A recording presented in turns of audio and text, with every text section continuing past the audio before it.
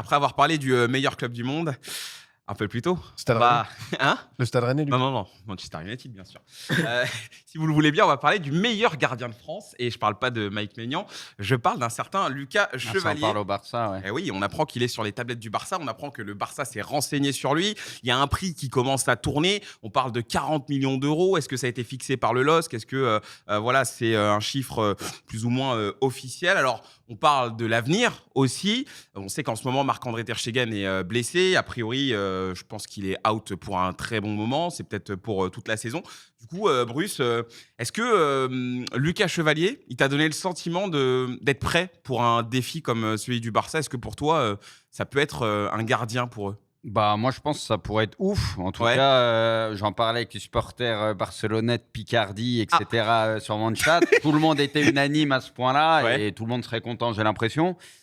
À son âge, ce qu'il fait, etc., c'est le présent et l'avenir, honnêtement. Et puis en plus, si jamais c'est vers les 40 millions, je veux dire, si jamais il continue de confirmer et même peut-être encore d'aller un peu plus haut, bah, au final, 40 millions pour avoir un gardien qui peut te faire très, très, très, très longtemps, bah, ça ne sera pas grand-chose. Parce qu'on sait Surtout qu'il n'est même pas encore arrivé peut-être à Non. son plein Ah non. potentiel. Hein.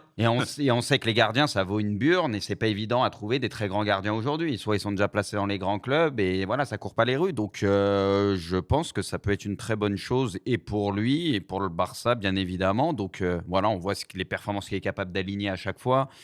Honnêtement, c'est assez incroyable. Donc bah écoute, j'ai envie de te dire, je valide. Hein. En plus, il fait tomber les deux clubs madrilènes. Quanto, Les Barcelonais, il est déjà adopté. Ouais. Ah bah là c'est déjà un Barcelonais dans l'âme. Là. Quanto, toi, ça te plaît? Pour lui? Bah écoute, moi je trouve qu'il a des qualités fantastiques et qu'il a parfaitement le niveau pour aller jouer dans un des plus grands clubs au monde. Donc évidemment que s'il y a l'opportunité d'aller au FC Barcelone, quand on voit la restructuration du club en plus et qu'on voit les jeunes joueurs qui vont arriver, on se doute que le FC Barcelone dans les 5-10 prochaines années seront tout en haut de l'affiche. Donc ça peut être une belle chose pour lui et pour nous d'avoir un gardien français qui est dans ce FC Barcelone-là.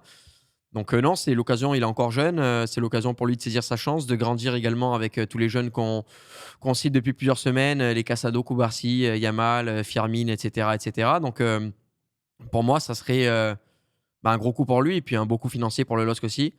Alors après, je ne suis pas directeur sportif, mais 40 millions, je pense que tu peux presque le vendre un peu plus cher. Ouais. Vu que finalement, des excellents gardiens, il n'y en a pas tant que ça sur le marché. Il est jeune, il a du potentiel, il peut progresser. Pour moi, tu peux même taper à 60, je pense que ce serait pas ridicule, surtout quand je vois les transferts. Il y a des panic buys à 60, 70, 80 millions pour des joueurs qui valent pas deux clous.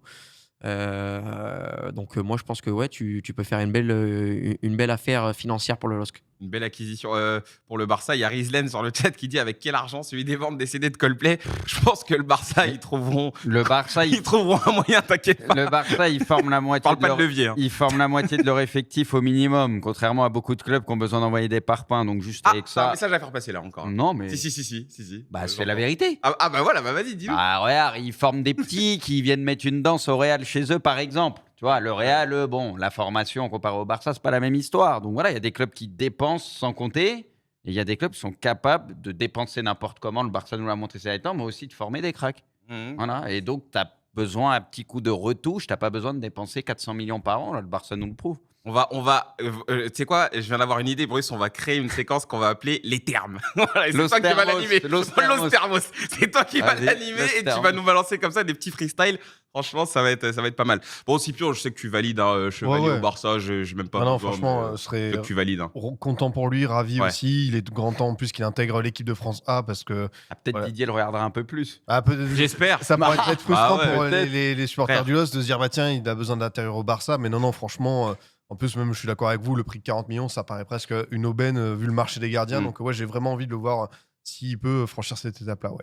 Je suis désolé, je fais une parenthèse, mais pour moi, le problème avec Chevalier par rapport à l'équipe de France, c'est qu'il y a déjà Maignan. Et parce que pour moi, en fait, si tu prends Chevalier en équipe de France, c'est un numéro 1, en vérité. C'est un numéro 1 en puissance. Moi, je le vois même pas comme une doublure. Pas du tout, non. Ben bien sûr que si. Pour moi, il peut déjà être numéro 1 de l'équipe de France. Non, mais on parle pas de niveau, mais il n'y a pas de scandale à laisser Mike Maignan numéro 1 et mettre Chevalier numéro 2. C'est juste que